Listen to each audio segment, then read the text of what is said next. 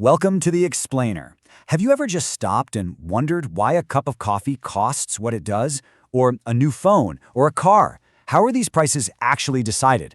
Well, today we are going to break down one of the most fundamental questions in all of economics. And to do it, we're using a fantastic guide, a grade 10 economics textbook from Ethiopia, which lays it all out with incredible clarity. Let's dive in.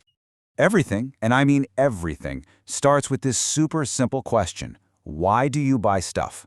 Seriously, think about it. What's the calculation happening in your head right before you decide to purchase something? It's the engine that drives entire economies.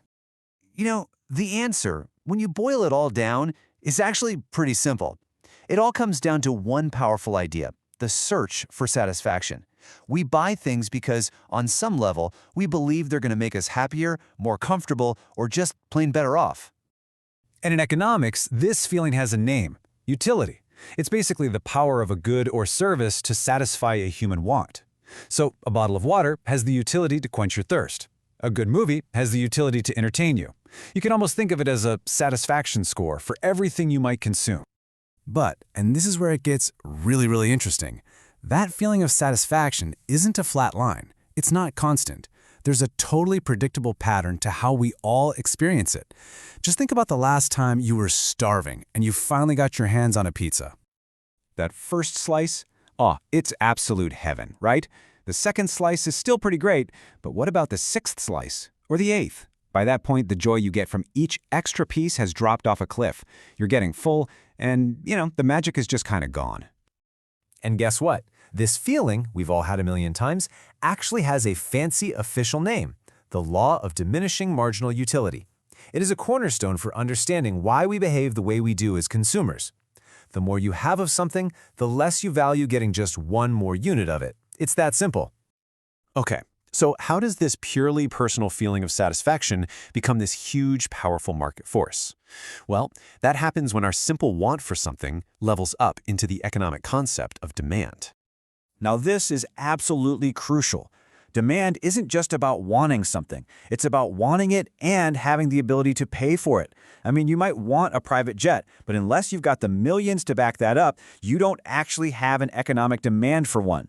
Demand is where our search for that utility score smacks right into the real-world wall of price.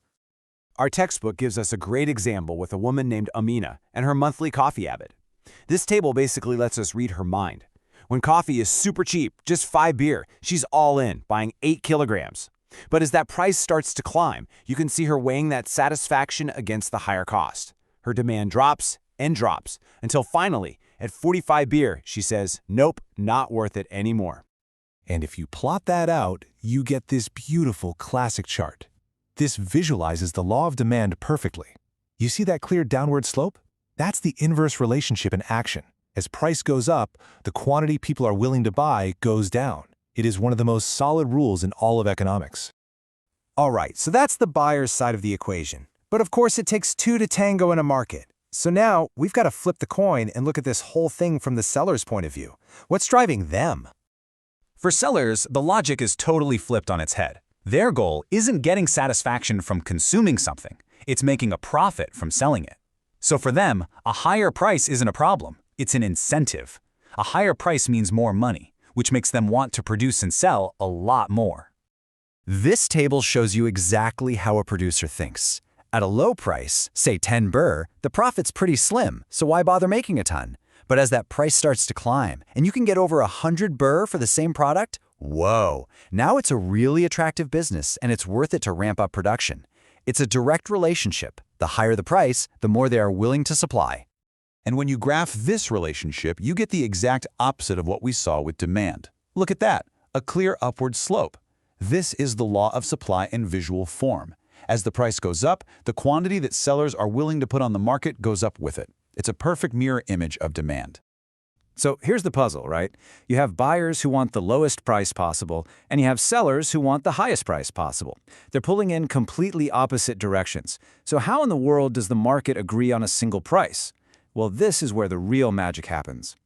See, when the price isn't quite right, the market gets all out of whack. If the price is too low, everybody wants to buy, but nobody wants to sell, you get empty shelves, that's a shortage. And if the price is too high, sellers flood the market with stuff that just sits there because nobody wants to buy it. That's a surplus. This table for shirts makes it super clear. At 15 beer, the price is just too cheap. More people want shirts than there are shirts available. You've got a shortage. At 25 beer, it's too expensive. Sellers are stuck with extra shirts that nobody bought, a surplus. But look what happens right there in the middle. At exactly 20 birr, something perfect happens. The number of shirts that people want to buy, 3, is the exact same as the number of shirts that sellers want to sell. No shortage, no surplus. The market is perfectly, beautifully balanced.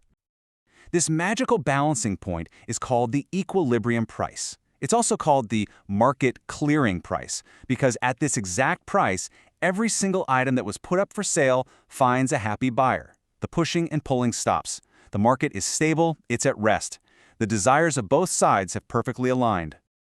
So we've looked at satisfaction, we've looked at demand and supply, and we've seen how they meet at that equilibrium point. So what's the big idea here? What does this simple model really tell us about the crazy, complex world we live in today? What this all shows us is something pretty profound, actually. These massive global markets, they aren't some mysterious, abstract machine. At the end of the day, they are simply the grand total of billions of individual human decisions being made, every second of every day. It's our own choices about what gives us satisfaction and what price feels right. And that really brings us to the final and maybe most fascinating question. If this whole system is just built on us making choices, what's shaping our choices today? Beyond just that price tag, how are things like social media, advertising, cultural trends, or the latest technology constantly bending and reshaping those fundamental curves of supply and demand? That's the deeper question this simple economic model equips us to start thinking about.